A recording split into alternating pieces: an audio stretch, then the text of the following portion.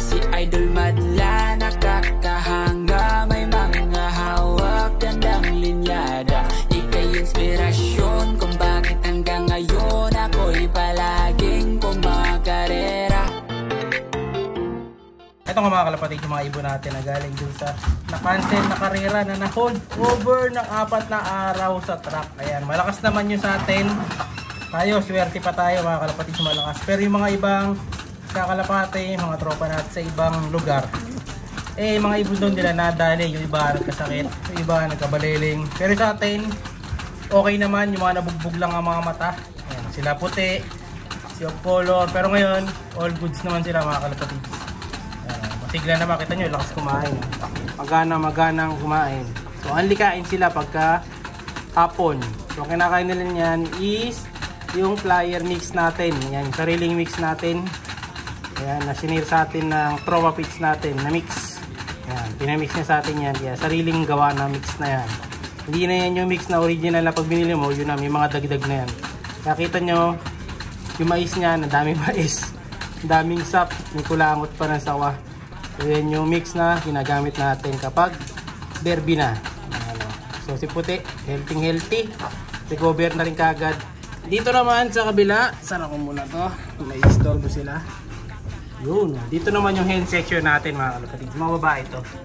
Ayan, ito yung mga kababaihan natin kalapatid. Ilan ba to? 3 lang ang babae natin.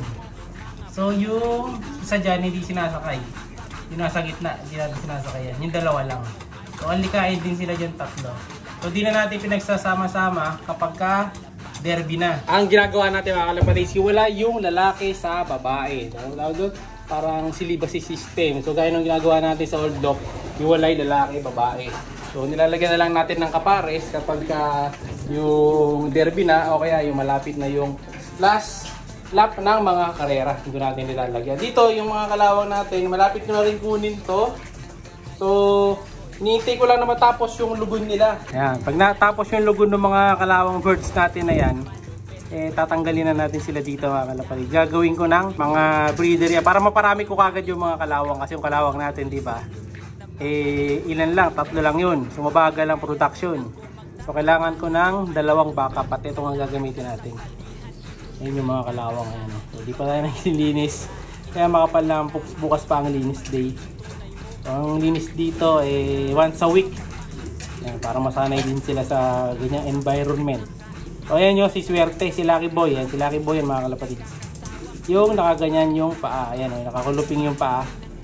Healthy na rin naman yan. Susubukan natin kung magandang i-breed yung ganyang klase ng ibon. Tapos yung pula, ayun, may na naman doon, off color na naman. Oh. Yung mga lahi pa rin yan ng mga ano natin, masili pa rin yan. Kaya ganyan ang mga kulay. Yung pula naman na yon, alam ko anak ni ano to, ni Solo eh. Ayan, anak ni Solo to, yan yung pula. Tacloban, anak nun. Nung umuwi siya ng Tacloban, di ba, may anak siya. So yan yun, yung 2. Yung isa nasa kabila, yung nasa ending bird natin. Na lalarga na sa Sunday na umaga yung ending. Ayan yung mga color, may baraho na isa dito. Ayan, ito may kulay. Ito, gusto yun to, red check. Ito Alphonse siguro. So anak siguro ng Alphonse to, kaya ganyan ang kulay. Ganda oh. Mga naka ano pala to? Naka MacArthur ring. Ayan. Next ano pa to eh. Next batch. Ito lalaban natin yan sa MacArthur kung meron. Susunod. Tapos iba nakaitim na BBC. Ayan yung mga next batch. Sa baba naman, ito kumakain na yung mga warriors natin dito. Sasali ulit natin sa pooling si Kobe sa susunod na mid-toss. So yung next mid-toss natin, January 2 na. So mapapahinga sila ng higit 1 linggo. So ang kinakain nila ngayon, ayan kita nyo, oh, puro barley. Iba naman yung program dito sa mga speedbird mga kalapatid. Hindi sinusubukan ng program, imported system. Ayan ang kinakain nila. Oh. Yung kinakain nila, puro yung barley mga kalapatid. So, tinitingnan ko kung effective yan. So yan yung ginagamit din yung ibon natin na pinupuling ngayong season. Pero effective naman kasi nakapanalo na tayo ng isa. 1 down na, kumbaga. Nakadali na tayo ng 9th place overall sa cluster natin. Diba, nanalo na si Kobe Selpok. Diba, effective yung kinakain nila. Puro ganyan.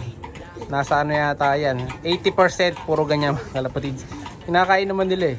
No? Pag kumain yan, medyo magaan sila. So try nyo rin, maka-effective sa inyo. Kinaya ko yan doon sa sa order na nagbablog yung bago eh. So try natin baka maging effective. Dito, iba naman din ang programa eh. Ito naman ang kinakain nito, kung mukha nung pagkain sa taas. Yeah, so magkaiba ng ng style. Ito kulangot ng sawa din to, sap saka mais. Susubukan muna natin yan. So dito, ito yung mga pang derby type natin. Yan. Yung mga pampuling iba kinakain nila. Tapos good news, kasi yung mga tipplers namin, umitlog na. Umitlog. Eh! Bira, ba't nakabukas to? Nasa kabila pala yung mga tipler. Kinabahan ako. Kala ko na iwan nakabukas ninyo. Ba't daw ito yung kulungan? Nakabukas eh. Ano? Nakabukas mga kalapatids. So may itlog na yan. Ito yung itlog ng tipler natin. Yan. Unang itlog ng tipler. Yan, umitlog na sila mga kalapatids. Oh. Yan. So papapisaan natin ang ibang itlog yan. Kaya pinaitlog ko eh. Saan yung tipler? Nandito sila sa kabila eh. Yan, nakita ko dito. Ayun yung dito. Ayan. Lumipad. Ayan. Di bukas diba yung pinto natin na to? Ayan. Oh. So ano lang to? Tubo, yung riles, taas, baba. Tapos mayroong karton. So, ayan yung itlog nila. So, pinaitlog ko to dito. Kailangan umitlog yan ng dalawa. Saka ko yan lalagyan ng itlog ng mga pangkarera. Kung merong kasabay. Pero parang may nakasabay yata sa kabila. So yun na yung ibibigay natin na itlog na lilimliman ng tipler. Para magamit yung tipler natin. Diba? Para sulit yung pag-aalaga na sa kanila. Na tuturuan natin sila na flyer. Dalawa ba to? Ay, nasa taas. Nasa taas. Ay, lumabas eh. Yan, ito sila. Pag umaga, dito sila nakatambay. Tingnan ko nga, parang may one eye gold pa yung isa ah. Ito yung isa, yung babae. Yan, ito yung lalaki mga kalapatids. Oh, nabugbog lang. Nabugbog lang no. Ayan o, nabugbog yung mata mga kalapatids. Umitlog na to. Hindi, lalaki to eh. Ito yung itlog. Ito yung itlog, ayan. So nag-itlogan na yung mga tipler.